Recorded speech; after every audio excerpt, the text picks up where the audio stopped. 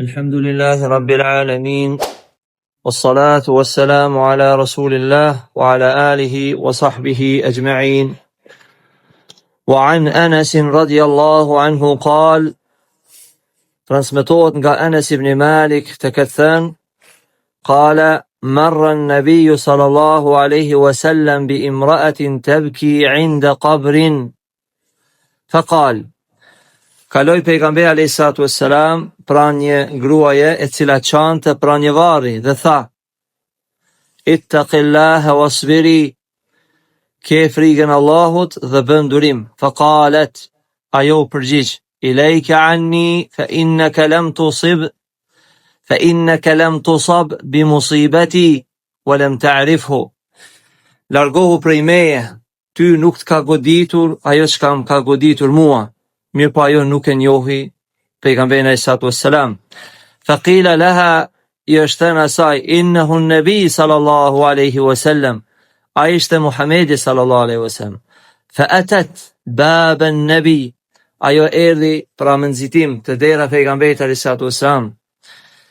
Falam tajid indahu bawabin, dhe nuk gjeti roje tek dyert e pejgamberit alayhi salatu wassalam. Faqalet lam a'rifka, i tha nuk të kam njohur. Faqala an-nabi sallallahu alaihi wasallam, ju përgjigj pejgamberi alayhi salatu wassalam: innama as-sabru 'inda as-sadmati al-ula, durimi është në goditjen e parë. Me të vërtet, durimi është në momentet e para. Muttafaqun alayh, transmeton Buhari dhe Muslim. Thot Sheikh Ibn Uthaymin rahimahullah, pra pejgamberi sallallahu alaihi wasallam kaloi pra një gruaje e cila qante pranë varrit të një sabije. Sabije në gjuhën arabe, që ne përdorim në gjuhën shqipe, sabije është në gjuhën arabe. I cili kishte një sabi që kishte vdekur. Wa kanat tuhibbuhu hubban shadida. Falam tamlik nafsaha an takhruj ila qabrihi litabqa indahu. Aq shumë ishte pra i lidhur me atë fëmijë, saqë nuk kishte mujtur me ndal veten, mirë po nga mërzia që kishte pas, kishte shku te varri i këtij fëmije. Kur e pa pejgamberi alayhi salatu wasallam e këshilloi: ittaqillaha wasbiri, ke frikën Allahut dhe bën durim. Ajo është përgjigjur: ty nuk të ka goditur ajo që ka goditur mua. Dhe sigurisht se kjo nuk është edukat me pejgamberin alayhi salatu wasallam. Dhe ju e dini që pejgamberi alayhi salatu wasallam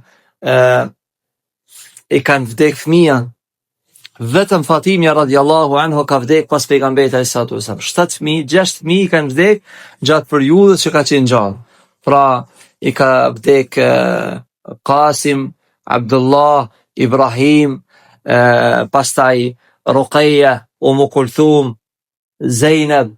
Gjithë ta fëmijë kanë vdek pejgamberit alayhi salatu wassalam gjatë jetës së tij. Pra sprovat e pejgamberit alayhi salatu wassalam kanë qenë të llojeve të ndryshme.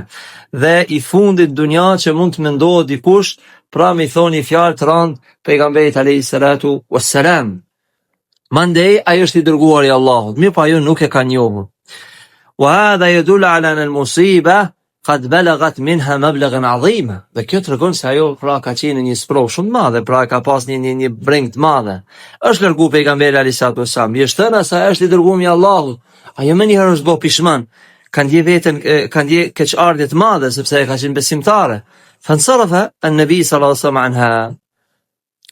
Pastaj ajo ka ardhur te dera pejgamberit alayhi salatu wassalam dhe nuk ka pasur dyrë. Nuk ka pas roje tek dyert e pejgamberit alayhi salatu wassalam.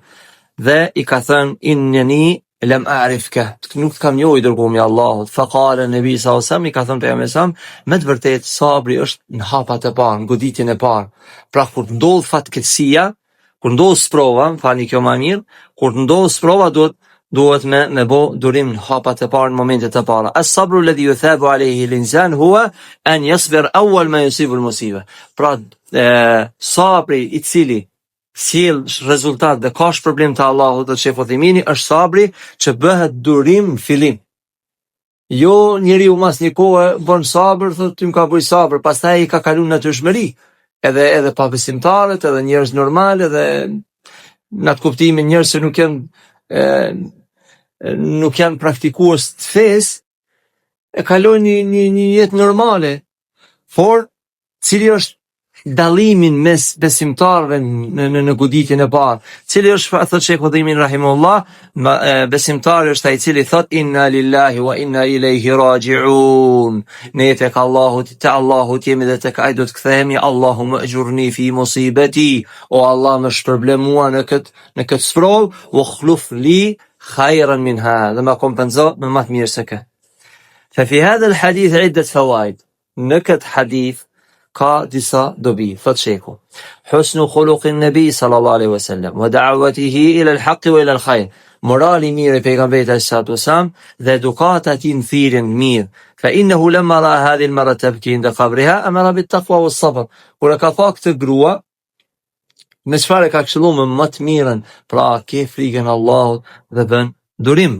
Dhe ajo kur i ka thënë, pra ilejka anni, largohu prej meje, ty s'ka godit çka më ka godit mu, nuk ju ka kundërvy pejgamberi alayhis salatu wassalam për t'ia rënduar asaj, dhe nuk i ka thënë se mu më ka ndodhur kështu, mu më ka ndodhur kështu, as ka bën ndonjë veprim, mirë, po është largu pejgamberi alayhis salatu wassalam. Këtu një pyetje thotë Sheikh Uthaymini, a nuk është ndaluar me vo ziarat varrezat?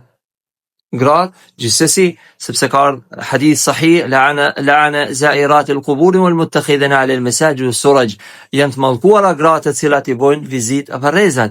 Mirë, po hadhihi lam tukhruj li ziyara. Kjo grua nuk ka dalë me vo ziarat varrin, thotë Sheikh Udhaymini, wa inma kharajat lamma fi qalbiha min law'ati firaqi hadha as-sabi wal huzn ash-shadid.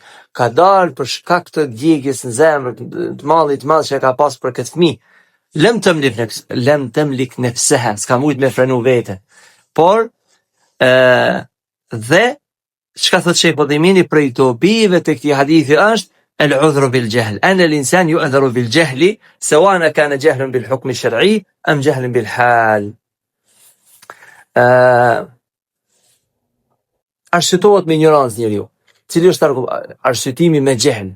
Nëse njeriu e bën nga pa dituria një vepër, ose nuk e din një gjendje, ose nuk e din një dispozitë shariatit, ai arsyetohet me jahl, arsyetohet me ignorancë.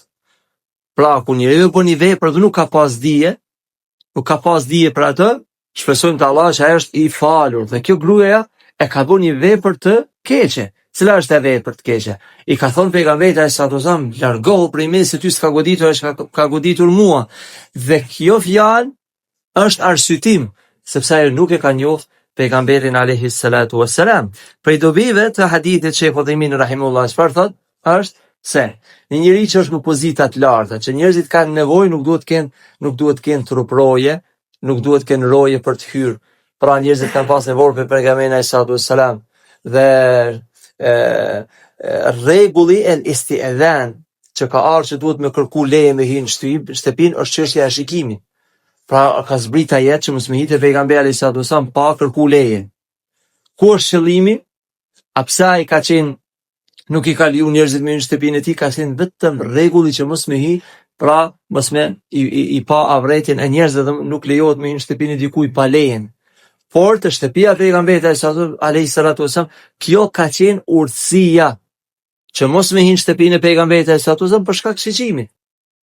Për ndryshe, nuk ka pas pra roje të shtëpia pejgamberit sallallahu alaihi wasallam në rrethana mandej jashtëzakonshme, ku ka frikë që mund të ndodhet të preket nderi muslimanëve apo personi, tani është krejtësisht normale dhe është e lishme që me pas truproje apo me pas njerëz që e mbrojnë.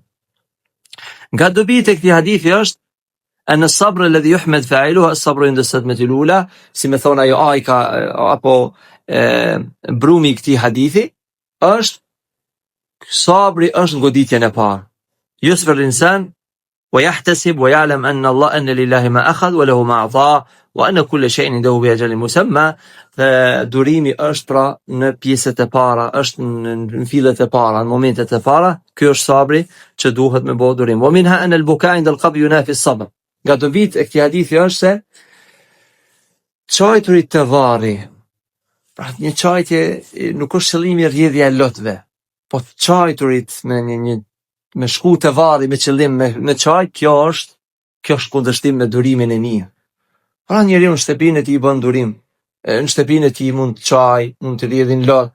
Po më shku qëllimisht te varri dhe me çaj, kjo yunafi as-sabr, ja ul vlerën durimit, ja ul vlerën durimit. Këto ishin disa dobi që i kanë nxjerrë Sheikh Uthaymeen rahimullah, lutim Allahun azza wa jall që të na bëjë nga besimtarët të cilët kur sprovohen në ndonjë sprovë, pra mbështeten tek Allahu, i marrin gjitha shkaqet dhe nuk lajthitim dhe nuk shasim që të bëjmë veprime që qoftë me zemër, qoftë me veprime, lejse min që ka thënë pejgamberi sallallahu alaihi wasallam, ashtu siç ka thënë lejse minna men latama al-khududa wa shaqqa al-juyuba wa da'a bi da'wa al-jahiliyya, nuk është prej nesh ai të cilët kur t'i jepet ndonjë lajm i hidhur, i godet ftyrën.